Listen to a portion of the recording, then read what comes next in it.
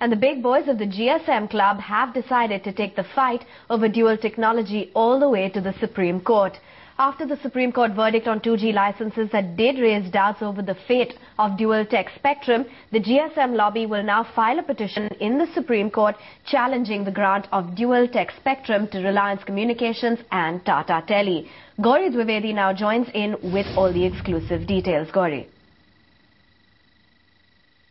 One, this is definitely upping the ante as far as the GSM club is concerned. What we pick up from sources that COAI will file a petition next week challenging the grant of dual technology spectrum to RCom and Tata Tele services. In fact, as per the petition, COAI will challenge the fact that the 2009 TDSAT order that upheld the dual technology spectrum granted to telecom companies, that is RCom and Tata Tele services, is what they will really challenge in the Supreme Court.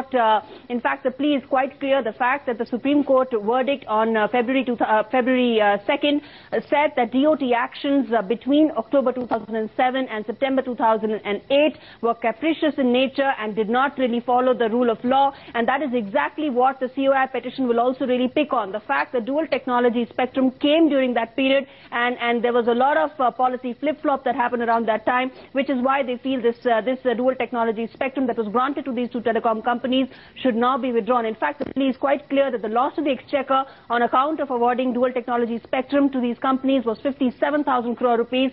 So what they will really ask for is twofold. Either the spectrum should be taken back from them, and they should participate in a market auction. If not, then they should actually be paying market peg rates for them to retain this spectrum. But the more important bit really here is that the GSM lobby is not giving up on dual technology spectrum. There has been a lot of grey area ever since the verdict came out that what really will happen to the dual technology spectrum awarded to RCom and Tata Tele services, and looks like the GSM club is not hanging up, taking the fight to the Supreme Court.